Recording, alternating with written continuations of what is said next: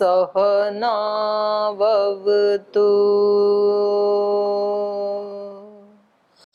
सहनौ भुनक्तु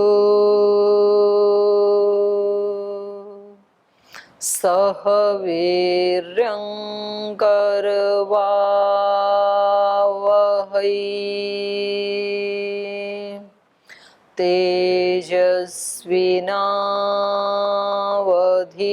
तेजस्विनावधीतमस्तु मा विद्विषावहै।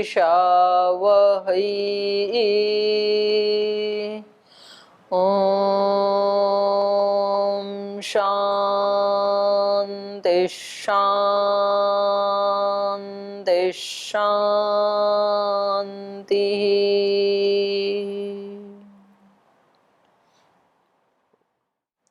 तो योग दर्शन का विभूति पाद पढ़ रहे हैं, तो पहले सूत्र पाठ कर लीजिए।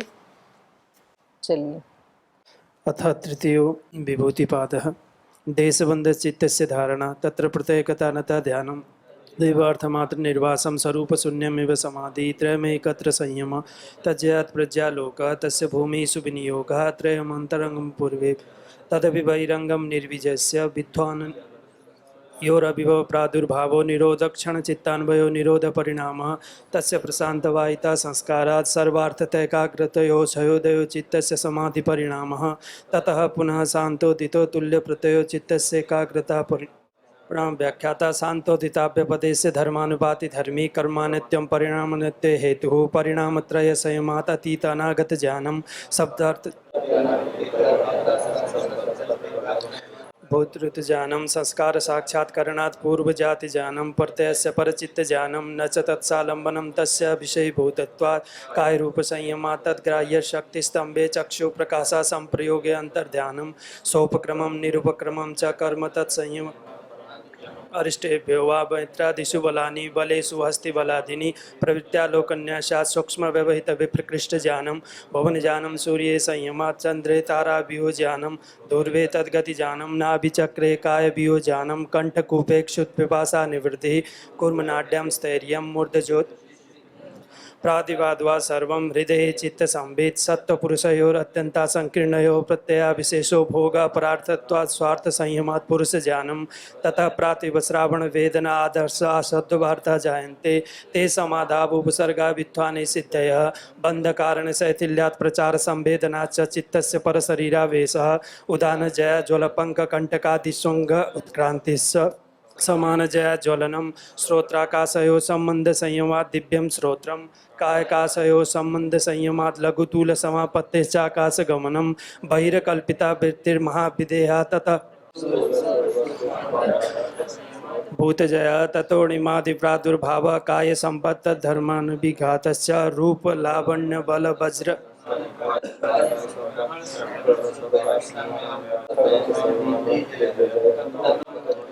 विकिरण भाव प्रधान जयस सत्पुरुषान्यता ख्याति मात्रस्य सर्वभावाधिष्ठातृत्वं सर्वजातृत्वं च तद्वैराग्यादपि दोषबीजक्षये कैवल्यं स्थान्युपनिमन्त्रणे संघर्षमयाकरणं पुनरनिष्ट प्रसंगात् क्षण तत्क्रमयोः संयमात् विवेकजं ज्ञानं जातिलक्षणदेशेरन्यता नवच्छेदात् तुल्ययोस्ततः प्रतिपत्तिः तारकं सर्वविषयं सर्वथा विषयक्रमं चेति विवेकजं ज्ञानं सत्पुरुषयोः शुद्धिक्षाम्ये कैवल्यम् इति विभूतिपाद।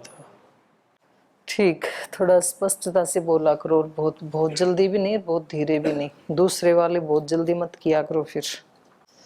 तो चलिए, विभूति पाद के चित्त के धर्मों के जो 3 परिणाम हैं, धर्म, लक्षण, अवस्था, परिणाम, ये हम पढ़ रहे थे। तो धर्म परिणाम क्या है? चित्त का धर्म परिणाम क्या है? संस्कार का अभिभाव प्रजना और निरत संस्कार का प्रादुर्भाव। और लक्षण परिणाम क्या है?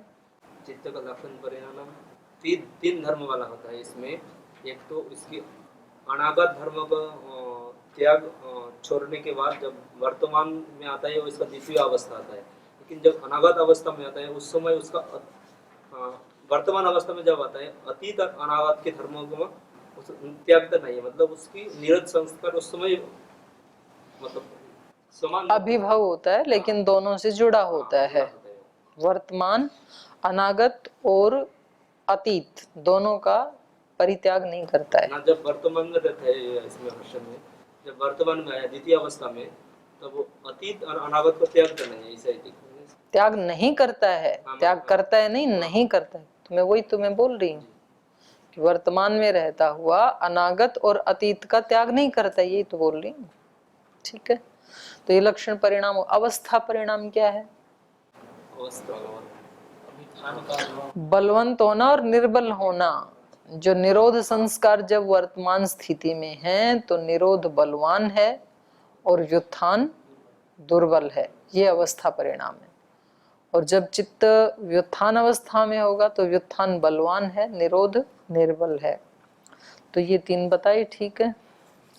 आगे कल फिर इन्होंने बताया कि धर्म में ही परिवर्तन होता है, धर्मी में परिवर्तन नहीं होता है। धर्मी तो एज इट इज ही रहता है, चित्त में कोई परिवर्तन नहीं होता, चित्त के धर्मों में होता है। तो यहाँ पर फिर इन्होंने एक दोष उठाया कि यदि चित्त में कोई धर्म, कोई परिवर्तन नहीं होता है तो ये तो फिर कूटस्थ हो गया। और कूटस्थ का यदि आप परिवर्तन दिखा रहे हैं यहाँ 3 प्रकार का, तो ये फिर ये तो दोष आ जाएगा। तो इन्होंने कहा था अयम अदोष है, इसमें दोष नहीं आएगा, क्योंकि चित्त को भी हम एकांत रूप से कूटस्थ नहीं मानते हैं। एकांतता अनभ्युपगमात् तद एतत् त्रैलोक्यम व्यक्ति अपैति। तो जो कुछ भी 3 लोकों में है, व्यक्ति मात्र माने आकृति मात्र, अभिव्यक्ति मात्र, वो सब अपने स्वरूप से अपैति छूट जाता है। अपने रूप को, अपनी अभिव्यक्ति को वो छोड़ देता है। कस्मात, क्यों छोड़ देता है? नित्यत्व प्रतिषेधात, क्योंकि कोई भी वस्तु नित्य नहीं है। तो जो जो भी व्यक्ति रूप में वस्तु आई है तीनों लोकों में, केवल पृथ्वी लोक में ही नहीं, अंतरिक्ष लोक में और द्युलोक में भी, सूर्य आदि भी, तो वो सब की सब अभिव्यक्तियां अपने स्वरूप को छोड़ देती हैं एक समय पर। क्यों? क्योंकि वो नित्य नहीं है, नित्यत्व का प्रतिषेध होने से। लेकिन वो छोड़ देती हैं अपने स्वरूप को, इसका मतलब ये नहीं है कि वो सदा सदा के लिए नष्ट हो जाती हैं। सदा सदा के लिए नष्ट नहीं होती हैं, बल्कि अपने सूक्ष्म रूप को प्राप्त कर लेती हैं। वो स्थूल से सूक्ष्म अवस्था में परिवर्तित हो जाती हैं। इसलिए कहा अपेतम अपि अस्ति, अपने स्वरूप को छोड़ देने पर भी उनका अस्तित्व तो रहता है। क्यों रहता है? विनाश प्रतिषेधात, क्योंकि किसी भी वस्तु का सर्वथा विनाश होता ही नहीं है। सूक्ष्म रूप से स्थूल में आ जाती हैं वस्तुएं, स्थूल से सूक्ष्म में चली जाती हैं, लेकिन सर्वथा नष्ट नहीं होती हैं। तो सभी वस्तुएं जो 3 लोक की हैं वो सृष्टि अवस्था में सूक्ष्म से स्थूल रूप में आ जाती हैं और प्रलय अवस्था में स्थूल से सूक्ष्म को प्राप्त हो जाती हैं, लेकिन सर्वथा नष्ट नहीं होती हैं। संसर्गाच्च अस्य सौक्ष्म्यम, माने इनका संसर्ग तो बना रहता है अपने अपने कारण के साथ, तो इसलिए ये सूक्ष्म अवस्था को प्राप्त हो जाती हैं। सौक्ष्म्याच्च अनुपलब्धि रीति, और सूक्ष्म होने से उनकी उपलब्धि नहीं होती है, बस उसी को हम नाश कह देते हैं। क्योंकि नाश जो है वो णश धातु से बना है ना, नाश शब्द, और णश अदर्शन है। तो जिसका अदर्शन है, जिसको हम देख नहीं पा रहे हैं, उसी को हम नाश कह देते हैं। तो वो दिखती क्यों नहीं है? सौक्ष्म्यात्, सूक्ष्म होने से। सौक्ष्म्याच्च अनुपलब्धि रीति। लक्षण परिणामो धर्मो अध्वसु वर्तमानो अतीतो, अतीत लक्षण युक्तो अनागत वर्तमानाभ्याम लक्षणाभ्याम वियुक्तः। तो कह रहे हैं लक्षण परिणाम में जैसे हमने बताया था, धर्मो अध्वसु वर्तमानो, धर्म जो है वो अध्वसु काल में वर्तमान रहता है। तो यहाँ पर अतीतः, जैसे अतीत काल में है तो अतीत लक्षण युक्त, जैसे व्युत्थान धर्म अतीत में चला गया, अभी व्युत्थान जो है वो वर्तमान अवस्था में नहीं है। तो ये जो व्युत्थान है ये कैसे हो गया? अतीत लक्षण से युक्त हो गया। अतीतो अतीत लक्षण युक्तो, अनागत वर्तमानाभ्याम लक्षणाभ्याम अवियुक्त है, लेकिन अतीत लक्षण से युक्त होता हुआ भी ये व्युत्थान धर्म अनागत और वर्तमान लक्षण से अवियुक्त है। अर्थात सूक्ष्म रूप से उससे भी जुड़ा हुआ है। सूक्ष्म होने से वो दिखाई नहीं दे रहा है वो काल, लेकिन सर्वथा उससे अलग नहीं है, क्योंकि यदि हम सर्वथा उससे रहित कर देंगे तो फिर अतीत का या वर्तमान का अस्तित्व ही नहीं हो पाएगा। तीनों के अस्तित्व से ही किसी एक का अस्तित्व है। तीनों में से एक भी नहीं है तो बाकी दो का भी अस्तित्व नहीं है। वर्तमान का अस्तित्व अनागत और अतीत से ही है। अतीत का अस्तित्व अनागत और वर्तमान से ही है। यदि वो दोनों उसके साथ नहीं जुड़ेंगे तो अतीत किसकी अपेक्षा से अतीत होगा? वर्तमान की अपेक्षा से ही अतीत होता है। तथा और वैसे ही अनागतो अनागत लक्षण युक्त, जो अनागत चित्त का धर्म है वो अनागत लक्षण से युक्त है, लेकिन वर्तमान अतीताभ्याम लक्षणाभ्याम अभियुक्त है। लेकिन अनागत लक्षण युक्त धर्म भी वर्तमान और अतीत लक्षणों से अभियुक्त जुड़ा ही रहता है, रहित नहीं होता है। तथा वर्तमानों और वैसे ही वर्तमान धर्म वर्तमान लक्षण युक्त, वर्तमान लक्षण से युक्त होता हुआ अतीत अनागताभ्याम लक्षणाभ्याम अभियुक्त इति। उसी प्रकार से वर्तमान लक्षण से युक्त, वर्तमान जो है वो वर्तमान लक्षण से युक्त होता हुआ अतीत और अनागत लक्षणों से अवियुक्त रहता है, उसके साथ जुड़ा ही रहता है। ठीक है। यथा, जैसे एक उदाहरण दे रहे हैं, यथा पुरुष एकस्याम स्त्रियाम रक्तो न शेषासु विरक्तो भवति इति। जैसे कोई पुरुष किसी एक स्त्री में, किसी एक महिला में आसक्त है, राग युक्त है, तो इसका मतलब ये नहीं है कि वो बाकी सब में विरक्त हो गया है। बाकी सब में वो अभिभव को प्राप्त है उसका राग, और एक में उदार अवस्था को प्राप्त है, बस इतना ही अंतर है।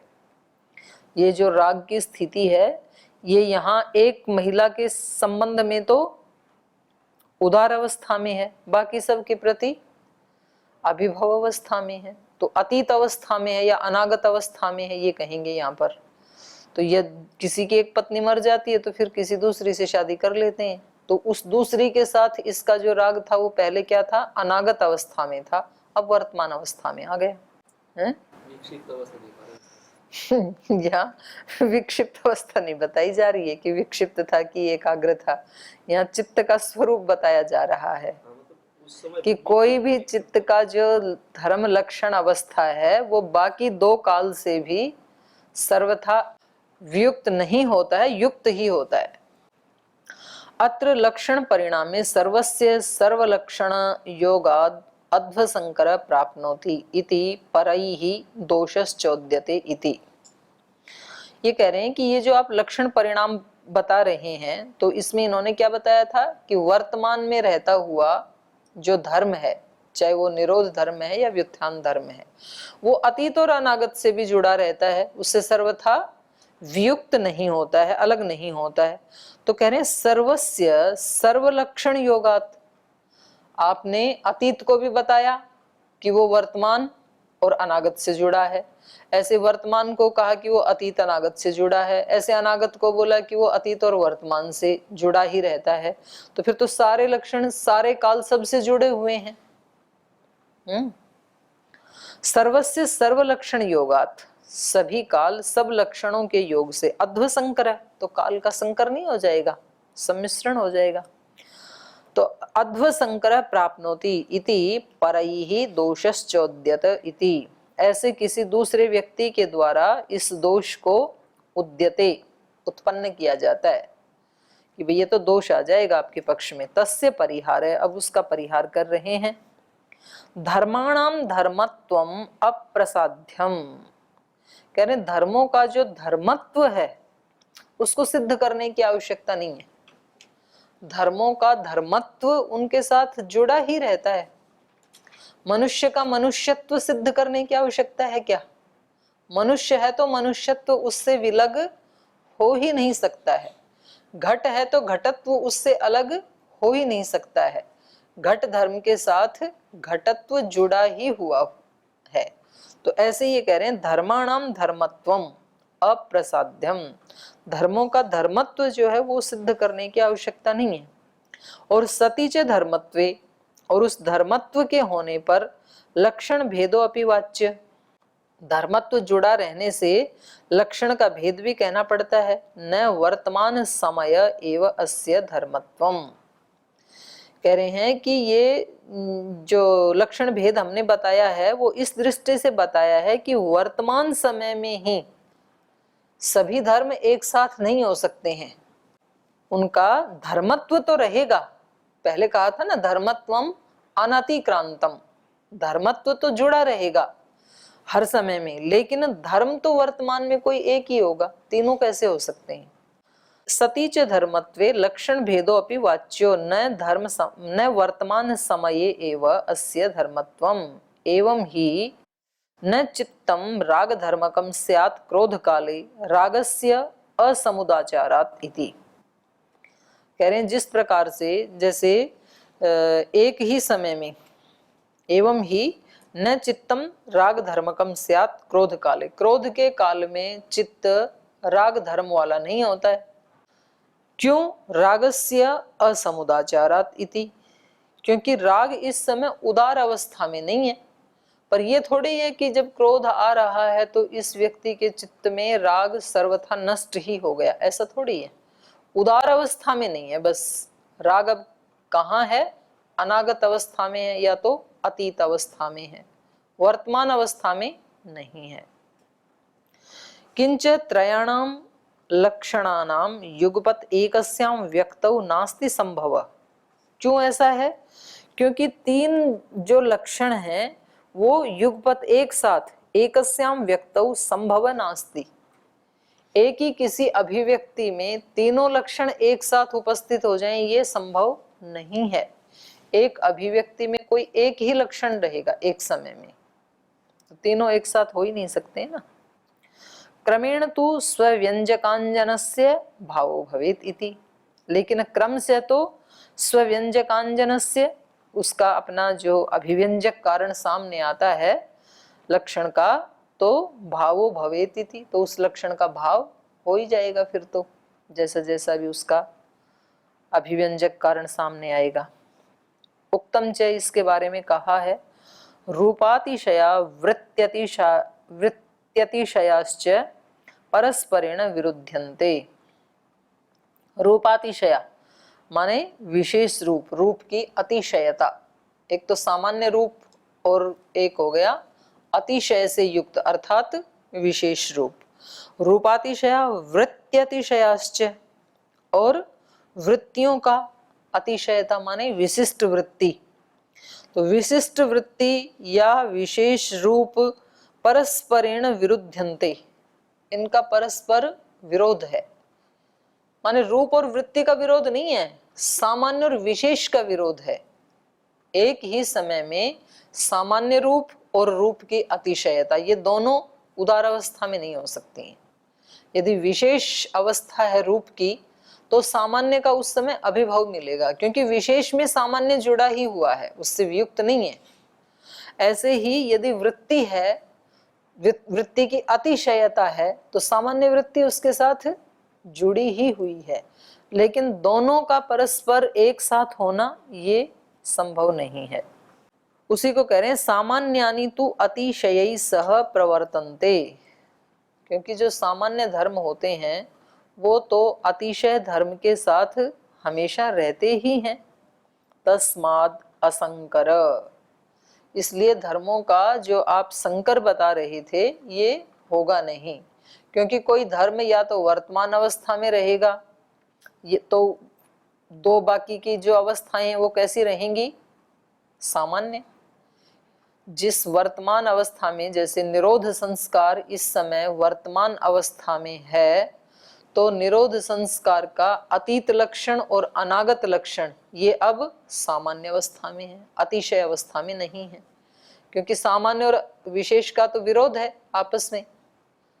एक ही साथ कोई वस्तु सामान्य और विशेष नहीं हो सकती है। सामान्य यदि उदार अवस्था में है तो विशेष अभी छिपा हुआ है फिर, और यदि उदार अवस्था में विशेष रूप है तो सामान्य फिर अभी उसके साथ जुड़ा हुआ है। तो इन्होंने कहा था ना कि ये तो कालों का संकर हो जाएगा, तो बोले संकर तो नहीं होगा। तस्माद असंकर यथा रागस्य एव क्वचित समुदाचार इति न तदानीम अन्यत्र अभाव। जैसे उदाहरण दे रहे हैं कि क्वचित रागस्य समुदाचार एव, मानो कहीं राग किसी एक समय में उदार अवस्था में है तो तदानीम उसी समय अन्यत्र अभाव इति न, बाकी सब जगह उसका अभाव हो गया है ऐसा नहीं है। जो उदार अवस्था में दिखाई दे रहा है ये उसकी विशेष अभिव्यक्ति है, लेकिन जहां नहीं दिखाई दे रहा है वहां पर सामान्य रूप से वो विद्यमान तो है। यथा रागस्यैव क्वचित समुदाचार इति न तदानीम अन्यत्र अभाव किंतु केवलम सामान्येन समन्वागत इति अस्ति तदा तत्र तस्य भाव। लेकिन कह रहे हैं तब वो कैसी अवस्था में होता है, किंतु केवलम सामान्येन समन्वागत, सामान्य रूप से वो सब जगह अन्वित रहता है। इति अस्ति, तो इसलिए सामान्य रूप से अन्वित होकर के तो राग उस समय अन्यत्र भी है। तदा तत्र तस्य भाव, सामान्य रूप से तब उसका सब जगह भाव रहता है। तथा लक्षण से इति, और वैसे ही लक्षणों की भी बात है कि कोई एक लक्षण धर्म का उदार अवस्था में रहेगा, बाकी दो सामान्य रूप से रहेंगे, तो कोई भी इसमें संकर नहीं होगा। न धर्मी त्रयध्वा, कह रहे धर्मी तीन काल से युक्त नहीं होता है, चित्त तीन काल से युक्त नहीं होता, धर्म त्रिकाल से युक्त होते हैं, क्योंकि बदलते तो धर्म है ना, धर्मी तो वही रहता है चित्त तो ये जो धर्म है ये कभी वर्तमान अवस्था को प्राप्त होते हैं, कभी अनागत को, कभी अतीत को। धर्मास्तु त्रयध्वान, ये जो धर्म है ये तीन अध्वों से, तीन कालों से युक्त होते हैं। ते लक्षिता अलक्षिताश्च, वे धर्म ही कभी लक्षित होते हैं माने अभिव्यक्त होते हैं, और कभी तो अलक्षिताश्च, कभी दिखाई नहीं देते हैं, कभी अभिव्यक्त नहीं होते हैं। ताम ताम अवस्थाम प्राप्नुवन्तो अन्यत्वेन प्रतिनिर्दिश्यन्ते अवस्थान्तरतो न द्रव्यांतरत। ताम ताम अवस्थाम प्राप्नुवन्त, उस अवस्था को प्राप्त करते हुए, कभी वर्तमान को, कभी अतीत को, कभी अनागत अवस्था को प्राप्त करते हुए, ताम ताम अवस्थाम प्राप्नुवन्त अन्यत्वेन प्रतिनिर्दिश्यन्ते, अन्य के द्वारा, दूसरी अवस्था के द्वारा, प्रतिनिर्दिश्यन्ते, कौन सी दूसरी के द्वारा, जिसमें वो वर्तमान है। मानो कि वो वर्तमान अवस्था में, उदार अवस्था में है, तो अतीत और अनागत का निर्देश करते हैं कि अतीत और अनागत धर्म अभी अपनी अवस्था में है, उनसे सामान्य रूप से जुड़े हुए हैं, या अतीत में हैं तो वर्तमान और अनागत का निर्देश करते हैं, या अनागत में हैं तो अतीत और वर्तमान का निर्देश करते हैं। तो ताम ताम अवस्थाम प्राप्नुवन्त अन्यत्वेन प्रतिनिर्दिश्यन्ते अवस्थान्तर तो न द्रव्यांतरता है। तो इस प्रकार से धर्मों का अवस्थान्तरता होती है, न कि द्रव्यांतरता। द्रव्य में कोई भेद नहीं आता है। द्रव्य क्या है यहाँ पे? चित्त, धर्मी। तो चित्त में चित्त वही बना रहता है, चित्त की अवस्थाएं चेंज होती रहती हैं, चित्त नहीं बदलता है। तो अवस्था के बदलने से ही कभी हम कह देते हैं कि चित्त बदल गया, पर वास्तव में चित्त तो वही बना रहता है, उस द्रव्य में कोई चेंज नहीं आता है, केवल अवस्थाओं में चेंज आता है। यथैका रेखा शत स्थाने शतम, दश स्थाने दश, एकम स्थाने एक। जैसे कोई एक ऐसे लाइन खींच दी और उसके आगे एक जीरो लगा दिया तो फिर वो 10 बन गई, और 2 जीरो लगा दिया तो 100 बन गई, 3 लगा दे तो 1000 बन गई। तो रेखा तो एक ही है ना वो, तो उसकी अवस्थाएं बदल रही हैं, वो किस किस के साथ युक्त होती है वैसी वैसी कही जाती है। 1 जीरो के साथ युक्त होती है तो 10 कही जाती है, 2 जीरो के साथ जुड़ जाती है तो 100 कही जाती है। ऐसे तो ऐसे ही चित्त भी एक ही रहता है, ये अवस्थाएं बदलती हैं, तो जिस जिस अवस्था के साथ रहता है वैसा कथन कर दिया जाता है। यथा च एकत्वेपि स्त्री माता च उच्यते दुहिता च स्वसा च इति। जैसे कि कोई एक ही स्त्री बच्चों के लिए तो माँ होती है, भाई के लिए, पिता के लिए दुहिता होती है, और भाई के लिए बहन होती है। तो अलग अलग रूप है ना, है तो एक ही।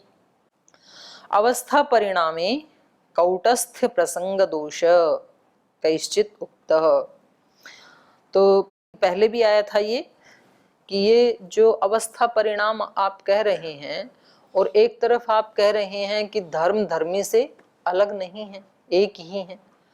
तो धर्मी तो फिर नित्य है, चित्त तो नित्य है, और फिर आप अवस्था परिवर्तन भी बता रहे हैं। तो एक तरह से आप कूटस्थ को परिवर्तित होता हुआ कह रहे हैं, तो ये तो दोष आ जाएगा।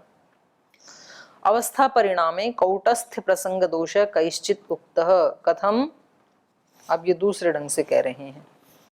अध्वनो व्यापारेण व्यवहितत्वात्। कैसे दोष दिखा रहे हैं ये? अध्वनो व्यापारेण, काल का जो व्यापार है, माने व्यापार से ही तो अध्वाओं में अंतर होता है ना। चित्त में जो व्यापार हो रहे हैं, मानो कि अभी चित्त निरुद्ध अवस्था को प्राप्त हो गया, तो क्या व्यापार हो रहा है चित्त में? निरोध परिणाम। तो इस व्यापार से ही तो अवस्था का पता लगेगा कि बाकी की जो व्युत्थान अवस्था है वो इस समय या तो अतीत हो गई या तो अनागत है, उन दोनों से जुड़ा हुआ है। यदा धर्म स्व व्यापारम न करोति तदा अनागतो, माने कैसे पता लगता है इनका कि ये धर्म, यदा धर्म स्व व्यापारम न करोति, जब धर्म अपना व्यापार नहीं करता है तब वो किस अवस्था में होता है? तदा अनागतो, अनागत अवस्था में होता है। आपको समझ आ रहा है ना? यदा धर्म स्व व्यापार न करोति तदा अनागतो, जब धर्म अपने व्यापार को नहीं करता है तो उस समय धर्म अनागत अवस्था में है। यदा करोति तदा वर्तमानो, और जब अपने व्यापार को करता है तो वर्तमान अवस्था में है। यदा कृत्वा निवृत्तः तदा अतीत, और जब अपने व्यापार को करके निवृत्त हो जाता है तो उसको कह देंगे अतीत अवस्था। इत्येवं धर्म धर्मिणोः लक्षणानाम् अवस्थानां च कौटस्थ्यं प्राप्नोति इति परैर्दोष उच्यते। तो कह रहे हैं इस प्रकार धर्म धर्मिणों लक्षणानाम अवस्थानाम च, तो धर्म और धर्मी का लक्षण और अवस्थाओं का कौटस्थ्यम प्राप्नोति, उसकी कूटस्थता प्राप्त होती है। इति परैर दोष उच्यते, तो ये दूसरे व्यक्ति के द्वारा दोष दिया जा रहा है, तो इसका परिहार कर रहे हैं। नासौ दोषः, ये कोई दोष नहीं है। कस्मात्, क्यों दोष नहीं है? गुणी नित्यत्वेपि गुणानां विमर्द वैचित्र्यात्, गुणी के नित्य होते हुए भी गुणानां विमर्द, गुणों का विमर्दन, विमर्दन माने तिरोभाव होना या उदय होना। विमर्द का मतलब तो तिरोभाव ही होगा, मर्दन रगड़ना होता है ना। तो ये गुणी के नित्य होते हुए भी, चित्त के नित्य होते हुए भी गुणानाम विमर्द वैचित्र्यात्, जो गुण हैं, जो धर्म है, उनका तिरोभाव हो जाता है। कैसे? वैचित्र्यात्, विलक्षणता के कारण। वैसी ही उसकी विलक्षणता है उसकी धर्म की। यथा संस्थानम आदिमत धर्म मात्रम शब्दादीनां गुणानां विनाश्य विनाशिनम एवं लिंगम आदिमत धर्म मात्रम सत्वादीनां गुणानां विनाश्य विनाशिनां। कह रहे हैं जैसे संस्थानम आदिमत धर्म मात्रम, संस्थान, संस्थान जैसे जो एक मूर्ति आदि है, अभिव्यक्ति है, उसी को ही संस्थान कहते हैं।